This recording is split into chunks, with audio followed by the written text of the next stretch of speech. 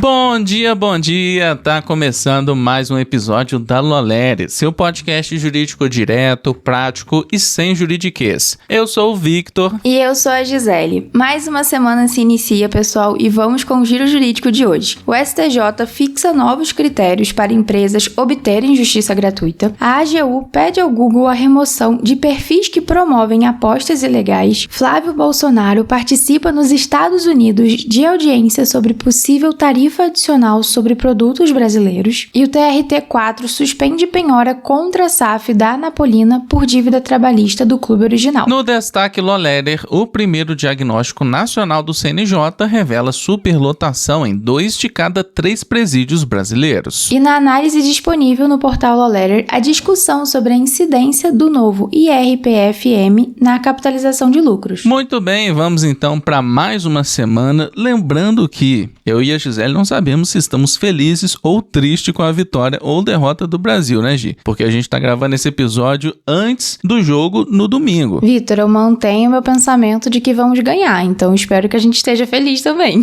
No final do episódio a gente volta para ler o que vocês comentaram na edição passada. Mas então, bora pro episódio de hoje. Peguem um café, coloquem um fone e vamos entender como esses temas estão movimentando o direito no Brasil e no mundo. E olha, para você que tá aqui, que é advogado, concurseiro, concursado já ou estudante de direito, preste atenção nessa novidade da Lolerer. No dia 17 de julho, a gente vai reunir 12 magistrados em um evento totalmente online para debater os temas mais relevantes da recuperação judicial. E pessoal, é uma oportunidade de ouvir quem participa diretamente da construção dos entendimentos que impactam a prática, conhecer diferentes perspectivas e acompanhar discussões que dificilmente acontecem no mesmo palco. Então, se você quer ampliar a sua visão sobre a área e entender para onde os tribunais estão caminhando, esse evento é para você. Acesse o link na descrição do episódio e garanta a sua vaga. E vamos agora com o nosso giro jurídico. A Corte Especial do STJ, no primeiro recurso repetitivo, julgado em sessão totalmente virtual, fixou critérios para a concessão da gratuidade de justiça a pessoas jurídicas. No tema 1424, o colegiado definiu que empresas devem apresentar informações sobre sua situação financeira e patrimonial, como ativo, passivo, patrimônio líquido, resultado do exercício, fluxo de caixa, participações societárias e saldos e aplicações bancárias. O relator, ministro Luiz Felipe Salomão, destacou que, diferentemente das pessoas físicas, as pessoas jurídicas precisam comprovar efetivamente a insuficiência de recursos, conforme a súmula 481 do STJ. A Corte afirmou que a mera prova de inatividade ou queda no faturamento não basta, inclusive para empresas em recuperação judicial, falência ou liquidação extrajudicial, salvo a exceção prevista no Estatuto da Pessoa Idosa. A AGU notificou extrajudicialmente o Google, proprietário do YouTube, para remover perfis que promovem a criação de plataformas de cassinos ilegais e estimulam jogos proibidos, como o jogo do bicho. A medida busca assegurar o cumprimento da legislação nacional e de decisões do STF. A Procuradoria Nacional da Defesa da Democracia identificou conteúdos com tutoriais sobre plataformas de aposta não autorizadas e estratégias de marketing para jogos ilegais. A AGU destacou que a Lei 14.790 de 2023 exige autorização prévia do Ministério da Fazenda para a exploração de apostas de cota fixa. A notificação também cita os próprios termos de uso do YouTube, que vedam a facilitação de acesso a serviços de jogos de azar não certificados. A AGU alertou que a omissão na remoção pode gerar responsabilidade civil solidária da plataforma. O senador Flávio Bolsonaro chegou aos Estados Unidos para participar na terça-feira de audiência pública sobre a possibilidade de uma tarifa adicional de 25% sobre produtos brasileiros. Ele será expositor na investigação comercial aberta pelo Escritório do Representante de Comércio dos Estados Unidos, com base na seção 301, e afirmou que defenderá a suspensão da sobretaxa e uma solução negociada entre os dois países. Em documento enviado às autoridades americanas, o senador pediu que o PIX fique fora da disputa e sugeriu a criação de um canal bilateral de negociação, sem encerramento da investigação. Paralelamente, o governo brasileiro segue tratando do tema com os Estados Unidos. Até 15 de julho, o ministro Márcio Elias Rosa, do MDIC, ainda terá 2 reuniões com o representante comercial americano, Jameson Greer. A desembargadora Lúcia Ehrenbrink, do TRT da 4ª Região, suspendeu a penhora de ativos e direitos econômicos da SAF, da Associação Atlética Napolina, por dívidas trabalhistas do clube original. A execução foi movida por um jogador e a Justiça havia determinado medidas sobre direitos de atletas, créditos da Copa do Brasil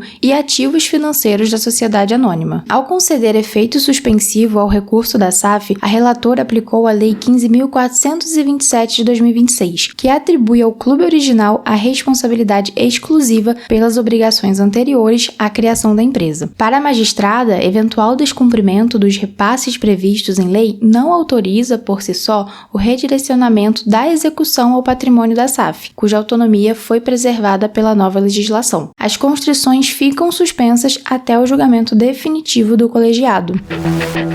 E no Destaque Lawletter de hoje, o Conselho Nacional de Justiça divulgou o relatório final do primeiro mutirão nacional de diagnóstico da habitabilidade do sistema prisional, com um retrato padronizado das condições de vida nas prisões brasileiras. O levantamento reuniu inspeções realizadas por cerca de 1.000 juízes em mais de 1.700 estabelecimentos, desde outubro de 2025, e vai orientar planos estaduais de manutenção e adequação das unidades dentro do plano Pena Justa. A superlotação aparece como regra no sistema. Cerca de 66,7% das unidades inspecionadas operam acima da capacidade, e em 28% dos casos a ocupação supera 137,5% das vagas instaladas, índice classificado pelo CNJ como superlotação crítica. Em 67,5% das unidades com respostas válidas, o número de pessoas nas celas também ultrapassa as dimensões mínimas de espaço previstas nas diretrizes nacionais. O diagnóstico registra celas com ventilação insuficiente, pouca iluminação natural, umidade, mofo e calor excessivo. Em parte das unidades foram encontradas celas metálicas e contêineres usados como alojamento. As celas de castigo, em muitos casos, apresentam condições ainda piores do que as de convívio comum. Na alimentação, apenas 18,1% dos estabelecimentos oferecem as 5 refeições diárias previstas. Em 37,7% das unidades, as pessoas presas ficam mais de 12 horas sem alimentação durante a noite. O mutirão também identificou racionamento de água em 15,5% das inspeções presenciais e ausência de laudo de potabilidade em 35,2% das unidades. Há ainda registros de suspensão do acesso à água como medida disciplinar, prática apontada pelo CNJ como grave violação de direitos. O relatório também revela falhas na higiene, na reposição de roupas de cama e vestuário e na segurança contra incêndios. A maioria das unidades que respondeu ao levantamento não possui plano formal de combate a incêndio nem laudo de vistoria do Corpo de Bombeiros. Cerca de 70% também não tem alvará de funcionamento. Para o CNJ,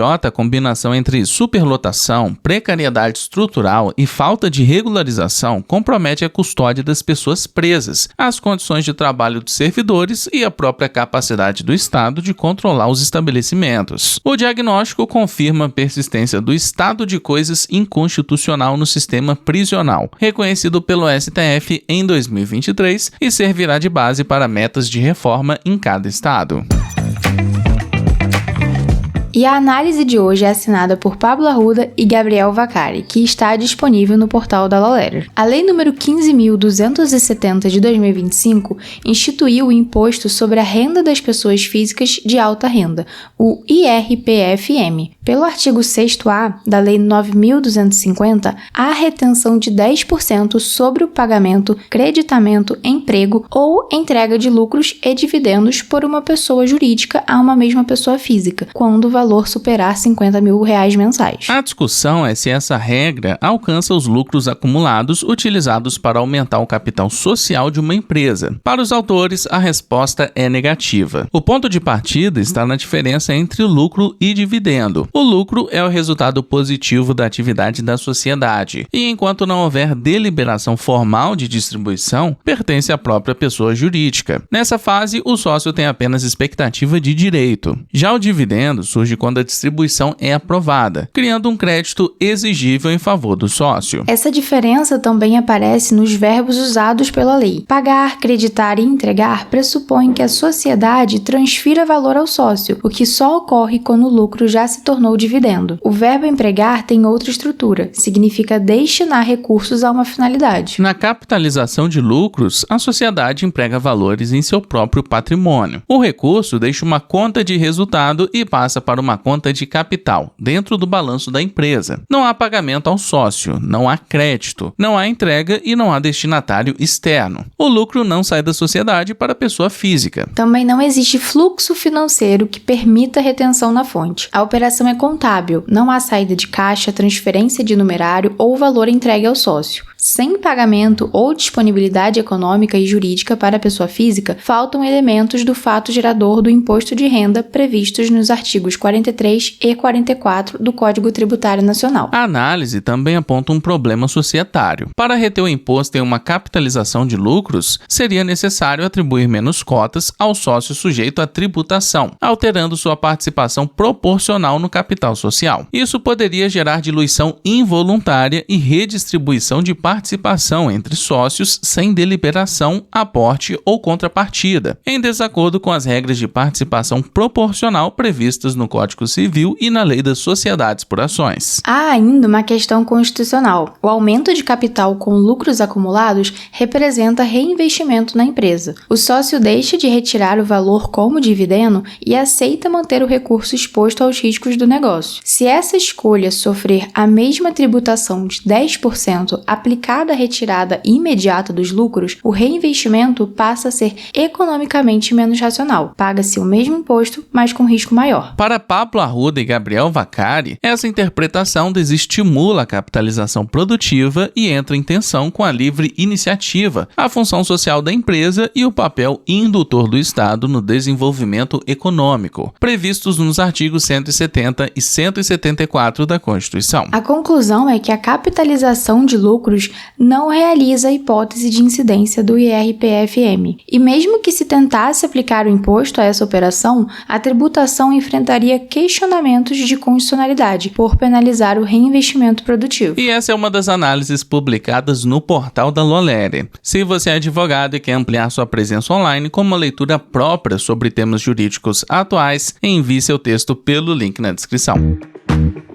Muito bem, chegamos ao fim de mais um episódio. Muito obrigado por ter escutado a gente até aqui. Mas antes de finalizarmos, a Gi tem um recadinho para vocês. Pessoal, aproveitando para lembrar que amanhã a gente vai anunciar quem foi o ganhador do sorteio da Editora Foco. Então hoje é o último dia para participar. Inclusive, Gi, a Ana Luísa comentou na edição passada o seguinte: o livro Advocacia Extrajudicial que ganhei nos últimos sorteios chegou essa semana. Eu amei. Obrigado, Loléria e Editora Foco. Aí, pessoal, tá aí a prova de que o livro chega direitinho para vocês, então não esquece, é só comentar aqui, eu quero, que você já vai estar participando. E mais um detalhe, né, Gi, sobre o bolão. Depois do jogo, no domingo, a gente vai fixar o comentário da pessoa que acertou o resultado, a pessoa que tiver comentado mais cedo. Aí é só voltar no episódio passado e ver quem foi o ganhador, não é? Isso aí, Vitor. E aí, o ganhador ou ganhadora já deixa o arroba aqui nos comentários pra gente enviar essa caneca. Bom, é isso. Eu quero agradecer a todo mundo que comentou na edição passada e bateu o ponto aqui com a gente. A Yala, Giovana, Rê, Maria, Vinícius, Ana Luísa, Oliveira, Diego, Jefferson, Reinaldo, Sheila, Andriene, Ana, Jamile, Diogo Lemos, Dali Viegas, Andrei, Gabriela, José, Bela, Brenda, João, Tatiane, Marcelo, Lucas, João, Apide, Ana, Caroline, Lucas e Nicole. Muito obrigado a todos que comentaram. Obrigada a todo mundo que comentou e não esquece de se inscrever também na nossa nossa newsletter jurídica. O link tá aqui embaixo na descrição do episódio. Aproveita para seguir o programa no seu agregador de podcast favorito, avaliar com 5 estrelinhas e compartilhar esse episódio lá nos seus stories. E por hoje é isso, pessoal. Vou deixar uma frase pra gente começar a semana. Se você não se separar das suas distrações, elas irão separar você dos seus objetivos e da vida que você deseja. Uma boa semana a todos e até amanhã.